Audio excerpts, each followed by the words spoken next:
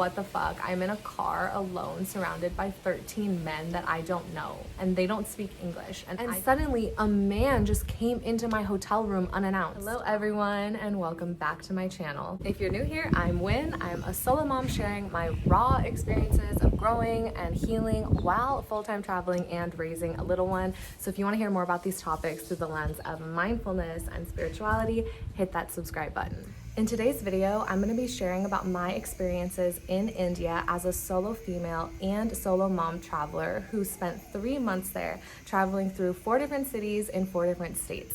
I'm going to be touching on my experiences traveling with a child, my experiences with men, some cultural norms to expect, and how I prepared in terms of safety and how I would be perceived as a woman. This is going to be an awesome video to watch if you want to go to India or are planning to go. And make sure you stick around until the end because I'm going to be sharing with you guys how I utilize ChatGPT to do all the research for me I need on picking a destination in under 10 minutes. So I want to just start off by acknowledging the common curiosities and fears that may come up when traveling India, especially from a Western perspective.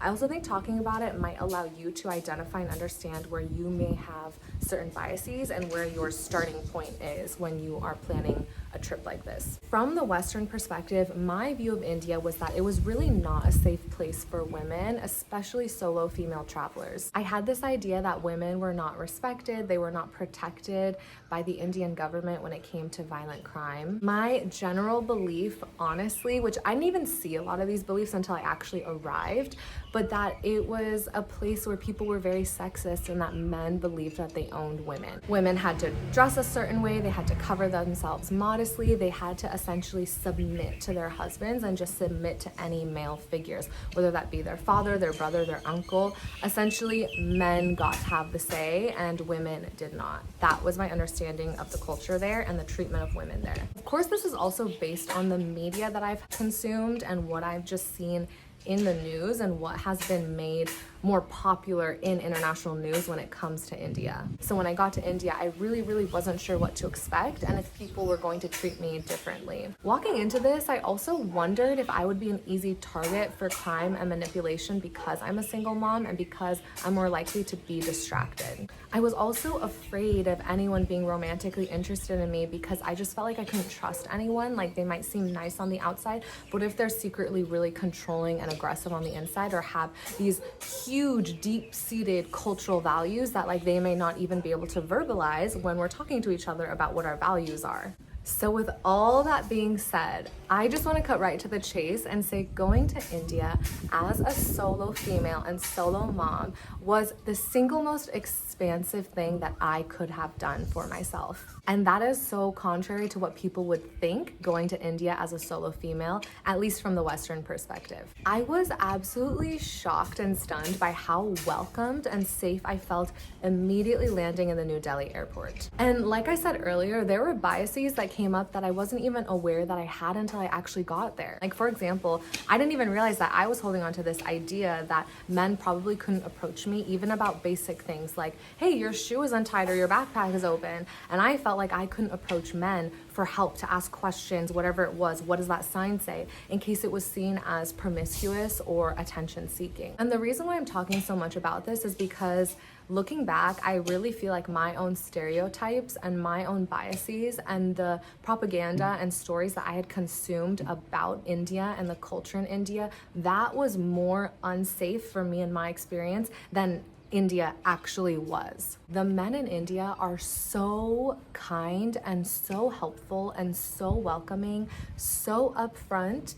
They don't expect things in return. At least the men that I experienced did not expect anything in return, although maybe they really liked to have your attention or they really wanted to talk to you, but they were really open about that. There was no playing games, there was no manipulation. They were just very helpful in general, no matter what. I felt like, oh my gosh, I have a huge community that I can mother safely in and who can also almost co-parent with me in a way if I'm ever confused about something, which I often was. What I also loved is it is so common and normal for when you enter a shop for the shop owner to just invite you to sit down on some cushions. They'll order chai for you and you guys will just sip chai and chat. And it's just so chill.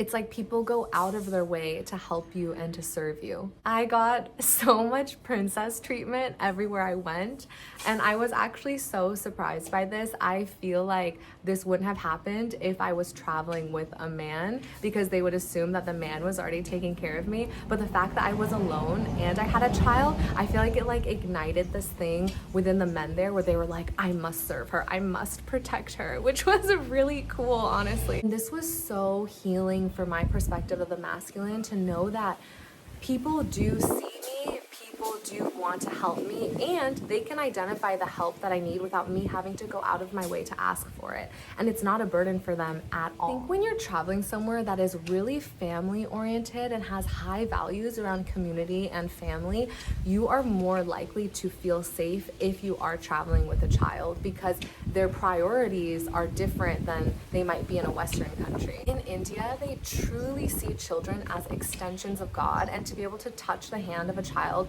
or to have a child smile at you, make a child laugh, those are all things that are seen as such a sign of good luck and like a good omen, a blessing upon your life, where like you're gonna be so prosperous, you're gonna be so lucky. People really, really, really value the way that a child treats them, and the way that they treat a child, it's almost like how they would treat God. I felt like I had this layer of protection around me where it was like, hey, I'm traveling with a mini God, with a mini Buddha, like you can't mess with us. And I felt people's demeanor change at times when I would be walking by alone, but I'd have in my little backpack and you couldn't see him until like we passed by, and then you'd see like his little feet coming out and his little head. And the way people's faces would change, like people thought it was, first of all, the cutest thing, because at first they thought I was alone, then suddenly turn around and I have like a little koala bear on my back. And then other times I would be walking like up a hill or something, it'd be a little bit dark, and I would pass a group of men. When I would walk by and I would see them notice Akash, I would feel the energy soften. I never felt like I was in danger in that moment, but even just the perspective of me and the energy being sent my way from those people completely shifted into something really, really innocent. Akash and I were truly welcomed everywhere we went. No matter how professional of a setting it seemed, everyone loved kids, and they were so tuned into him, like his facial expressions, the noises that he made, all the subtle things he did that usually only a parent would notice. All of these people around me would notice, they would laugh, they would giggle, they would interact with him. It did not feel like you had to know me or know him to be able to bond over the special little moments, and that was really, really healing for me, because I think it's really easy for single moms to feel ostracized in society. The other thing is that whenever I had positive experiences with people, and specifically with men, I would continue to tune into that feeling of safety, of positivity, of being held, of being protected, of feeling like I can rely on my surroundings even though I don't know what my surroundings are. And that feeling that I would tune into would allow me to notice any time I was in a place where I didn't sense that. And I would immediately trust my gut. I would stop for a moment in a place where I felt like, okay, this is a good place to stop. I would reassess my surroundings, reassess how I was feeling. Okay, I feel a pit in my stomach. What is this saying? And I would change direction if needed. So being able to tune into what it is that you want to feel and to notice those things allows you to familiarize yourself with your intuition, and allows you to feel the energy of the places that you're going to if there is something that is pinging you about a certain person who is maybe around the corner and might actually have malicious intentions. You'll be able to feel that in your body. Also, by the laws of the universe, the more that you recognize and focus on this feeling of safety, the more that you will energetically gravitate towards places and people that emulate that vibration. Now, I will say that I did have a couple weird experiences, but of course I feel like that's expected when you've had hundreds of positive experiences. One of them being that when I was in Varkala, I was staying in a little hotel boutique spot. It was like little standalone houses in a big community. And I was leaving my room one day, and one of the workers was standing there, and when he heard my door open, he just turned around and just stood there in front of my room and just like stared at me. He was maybe like 10 feet in front. I pretended I didn't see him, and I just kept going about my thing, like grabbing the towel that we were gonna take with us to the beach, grabbing the bug spray.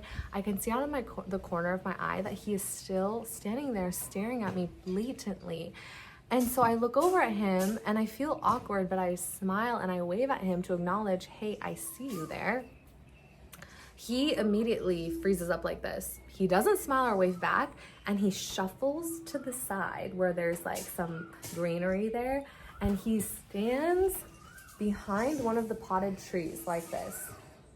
and he's literally watching me through the trees thinking that I can't see him. There was another time that I was staying in a hotel and I was actually sleeping because Akash and I were really jet lagged. I was in bed without any clothes on, and suddenly a man just came into my hotel room unannounced. The doors didn't lock, you had to manually lock them. And he just entered my room with a bottle of water to be like, oh, here. And I freaked out, I like screamed. And then I came upstairs and I was like, you cannot just enter a woman's room without saying something. Like, why did you not knock? And he's like, oh, I was bringing you water. And I was like, I honestly think that he just wasn't really thinking. I don't know what he was thinking, but I was not happy about it. And I also moved out within 1 to 2 days. Another thing to just be prepared for is if you aren't Indian, people are going to look at you, and you don't necessarily need to take offense to it. It's just that you look different, and people are going to want to take pictures of you and touch your hand, especially if you have blonde hair, blue eyes. Like, people are just going to think you're a celebrity, and they are going to stare at you. A great example of me experiencing this and being surprised by this was when I was in Jammu and Kashmir and I did not have any service, and I was at the taxi place trying to get a ride to a nature spot. I got in the car with one of the taxi drivers and we were really struggling to communicate. He started asking other taxi drivers for their opinion. I was trying to tell them where I was going. They were trying to translate, and then pretty soon a whole group of men had formed around the car with their heads poking in. Some of them were smiling, some of them were waving, some of them were just blatantly staring. And then I kind of just had a moment where I came to and I was like, why is everyone here? Is there an issue or something? Because I was irritated. And one of the guys who was standing outside of the window was like, no, everything is fine. Everyone is just interested in what's happening because you're clearly not from here. When he said that, I did feel that resonate in my body. But at the same time, it was like one of those situations where I was like, what the fuck? I'm in a car alone surrounded by 13 men that I don't know, and they don't speak English, and I don't speak Kashmiri or Hindi. All of these experiences, I never felt like I was in danger. People are going to want to give you a lot of attention, so you're going to need to be able to decipher what that attention means and to continually feel your way through those situations so you know what safety feels like when there's attention on you, and you know what unsafe feelings feel like when it comes to attention. Now, during my 3 months there was only one thing that truly got on my nerves that I think all parents should be aware of ahead of time. And it is that, culturally speaking, there are no boundaries and there is no consent when it comes to strangers interacting with your child. People will try to pick your child up without asking. They will try and kiss your child. They will try and take pictures of your child. They will give your child candy without asking you and behind your back. It is not fun for your child to feel like they are about to be kidnapped at any second because every stranger that you pass thinks it's funny and cute for them to pick your child up and pretend to run away. In response, I had to start becoming very firm and very communicative about what was okay for us. Ahead of time, I started saying, hey, he doesn't like to be touched. Hey, please ask. Oh, by the way, we don't eat that, etc. Definitely by the end of the 3 months, I and Akash were feeling really tired of this and feeling like we were constantly being interrupted. We were really ready to move on to a country that was less interactive with strangers' children. Before I get into the precautions and kind of the research that I did, I will just say that following precautions really is not good enough, because then you can miss the potential outliers. And oftentimes the dangers that happen while traveling are the unexpected outliers, off-the-wall situations that you really couldn't have prepared for through just logic. Vice versa, sometimes a situation is actually really innocent, and it is just good practice to be able to decipher what's happening between the lines, not just how things appear from the outside. That way, you can have really heart-opening experiences that also keep you safe. So the way that I prepared for this, knowing that I felt called to India and that I was really meant to be there, I trusted that the circumstances would work themselves out. I trusted that there was something for me there and that the path would be laid out if I was called there. So what I did was I actually went to ChatGPT and I asked about the cultural dress code and what was considered appropriate and what might allow me to blend in better and be respected. Obviously, cover yourself. I did not wear a lot of flashy jewelry while I was there. And then the second thing I asked was, guys, what are some common body language tips or gestures that people do in India that I may not be aware of? What might be considered offensive? What is totally normal? And how can I interpret these things accurately so that I'm not unknowingly doing something that means something else, or is inviting something, or is misinterpreting something and doing something that's actually offensive? Like, I didn't want that. So the one thing I would definitely do is look up the dress code of wherever you're going and where you're going specifically in India. And number two, I would also look up what the cultural norms are there in terms of communication, body language, gestures, all of those things, so that when you are communicating with people, even if you're struggling with the language, you are able to psychologically disarm people or connect with people based on your understanding of what is culturally accepted in terms of body language communication. I also researched safe areas using ChatGPT, and I will share about that in just a minute. Something that I did was, when I was planning a day out and I had service in my hotel, I would go into a translator app. I would start translating all the things that I would feel like I would need to say about directions and what I was looking for. I would transcribe them into Hindi, screenshot them, and then I would have them in my phone for later, so that later, if I needed a taxi driver to take me back to my hotel, if he didn't understand what I was saying, I had already anticipated what questions he might have or how to describe where I was going, rather than needing to pull out my phone and look confused and then not have service. Think about the logistical elements of where you're going, what structure is going to need to be in place to get you there safely, what questions may come up for your taxi driver or they may have for you, and write all those things down pre-transcribed in a translator app and screenshot them. I would say follow the dress code, follow the cultural norms, educate yourself, look at what the people around you are doing, the community members specifically. Don't look at what the yogis are doing, look at what the people in the community who live there are doing, and try to emulate what they're doing if you want to blend in more and be seen as someone who's in the know about your surroundings. Okay, and here is where ChatGPT comes in. So if you know a country that you want to go to, I start off by saying, hey ChatGPT, give me 5 cities in this country that, for example, where I can meet other travelers, has a spiritual vibe, has easy nature access, and is safe for families traveling with small children. Now, you obviously want to go to places that are safe, but I say safe for small children, meaning places that don't have really, really busy roads, places that aren't super rural, places that don't have a ton of wild animals, things like that.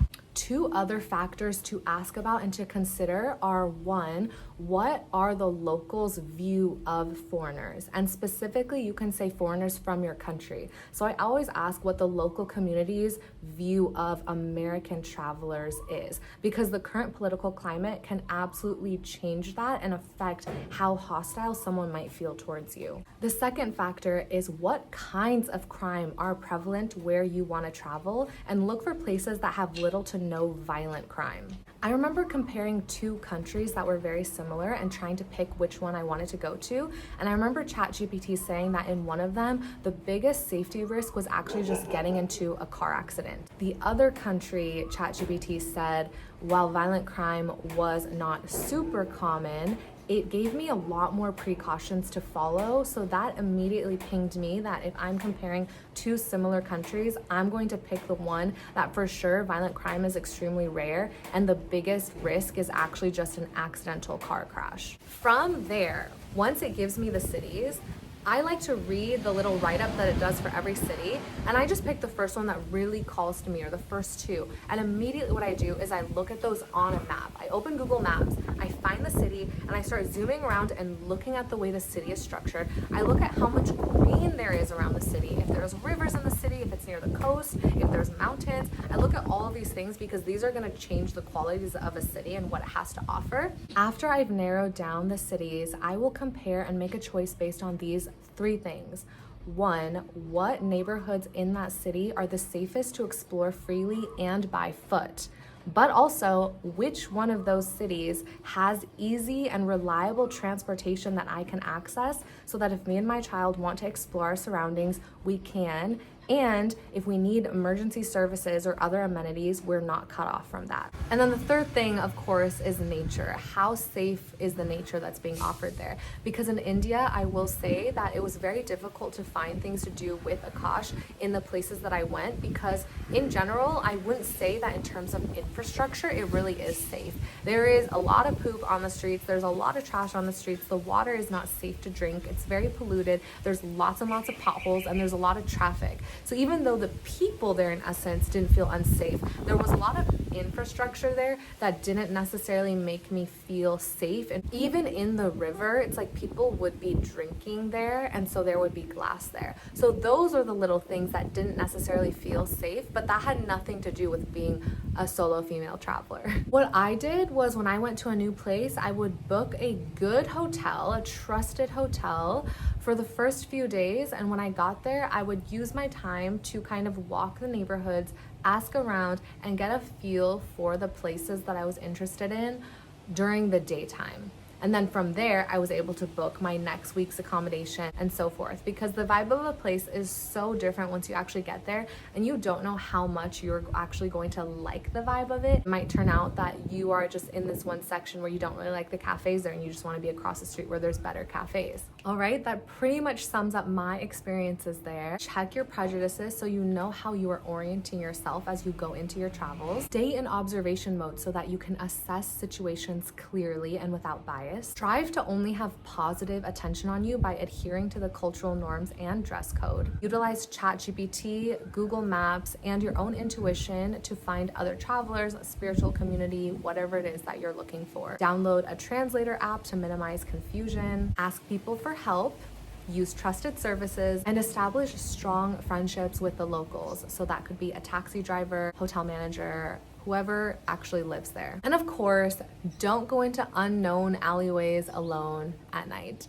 Pretty self-explanatory. I would recommend everyone goes to India once. Allow your worldviews to be shattered, allow yourself to get lost in the chaos and rebirth a new version of you, and put yourself in a place to be humbled so that you can truly, truly grow and expand and open your heart even more and connect with the land and the people around you. So embrace what comes your way. It could change your life for the better. Okay, I really hope that video made sense and was helpful for you guys.